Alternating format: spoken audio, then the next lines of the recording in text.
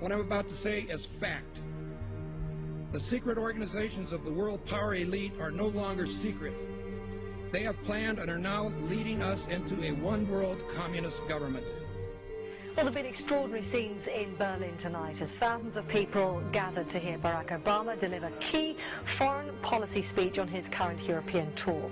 The Democratic presidential hopeful laid out his vision for America's place in a new world order, in a new world order, in a new world order. It's not a new idea. President Bush talked about it back in 1991. It is a big idea, a new world order. President Bush said, and it's a phrase that I often use myself, that we needed a new world order. There's a need for a new world order. I call upon all states to join ranks in order to found the new world order of the 21st century. We have before us the opportunity to forge for ourselves and for future generations a new world order. When we are successful, and we will be, we have a real chance at this new world order. And people talked then, in 1990, of a new world order. And the question for us is how we meet and master all these challenges to ensure that Britain enhances its competitiveness in the process and realizes what I believe is our destiny of success in this new world order. So, in conclusion, ladies and gentlemen, a new world is emerging. It is a new world order with significantly different and radically new challenges for the future. And people better understand that they mean exactly what they're saying. It's a new world order they're trying to create, and they're trying to do so not only without approval or consent of the governed in this country, but despite the popular will. This is a straightforward assault by the elitists in this country. There is a global meltdown coming. It is a global depression, and one world currency and one world financial system is the end game. China said last week they want one global currency. France said yesterday or the day before that they want one world order, a new world order, at the end of this event. Gordon Brown will today call on fellow world leaders to seize the opportunity created by the worldwide economic crisis to create a truly global society. The Prime Minister will use a high-profile speech in the City of London to say that Britain, the US and Europe should join together to create a new, stronger and more just world order.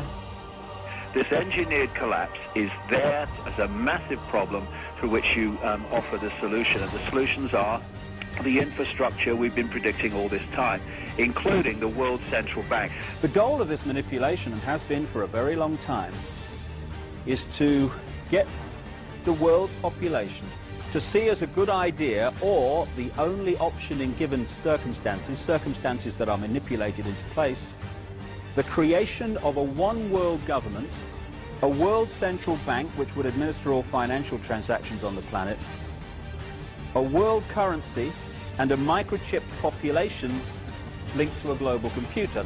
The wealthy elite who have the money and the power know that if they can create a one world global social system, that they can control the central authority.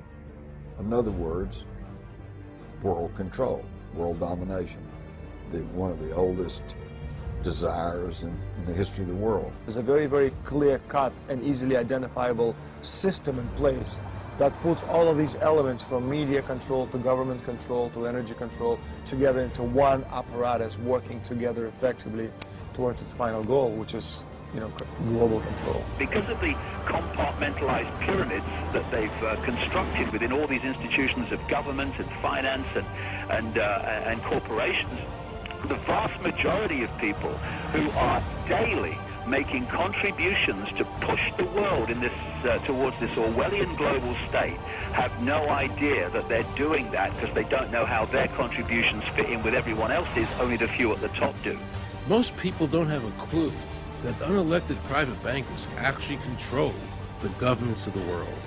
There is this cozy little myth that is perpetuated between politicians and the media. The media report the world as if presidents and prime ministers are the final arbiters and decision makers in the world. which means that the people above the level of presidents and prime ministers that really make the decisions, they're never looked at or exposed by the mainstream media because they're not accepted to exist. The central bankers of the world are working together to create a one-world government.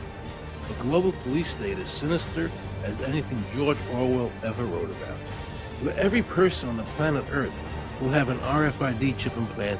It is the first implantable microchip for humans that has multiple security, financial, and healthcare applications. More than 100 law enforcement officials in Mexico are having microchips implanted in their arms. The chips allow a person to be scanned, sort of like a cereal box at the supermarket.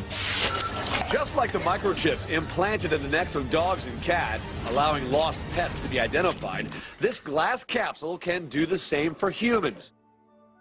A chip in everybody would be the universal monetary system par excellence, because there'd be no escape from it, and you'd be totally under the control of those who issue the electronic impulses in that chip. The problem throughout human society is that the good men and women do nothing. They don't want power. They don't want control. They want to lead a leisurely life. They want to spend time with their family. They want to lead simple lives. But we are forced throughout society and throughout history and throughout human time to stand up against bullies. And many times we stand up before it's too late. And we reverse the course of tyranny. But more often than not, we don't stand up in time, and horrible things have to happen first, so decadent societies learn why liberty and freedom is so precious.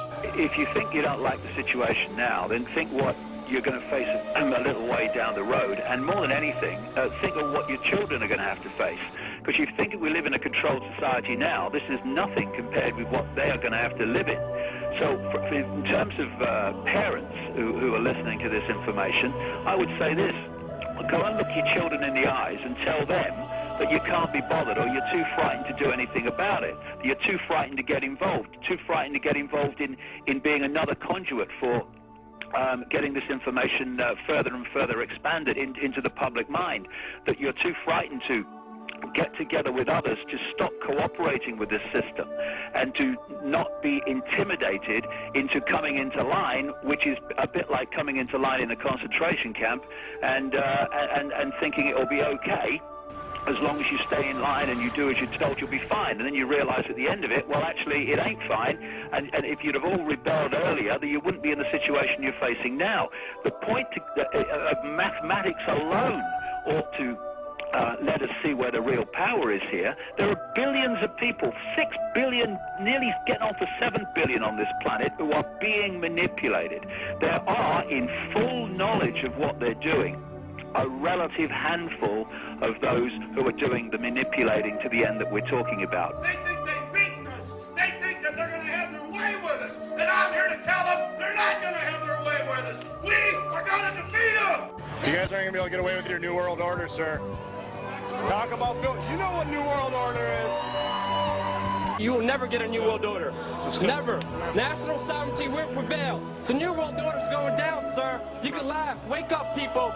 Wake up. Research the New World Order. This is important. Look it up. Investigate it. Your New World Order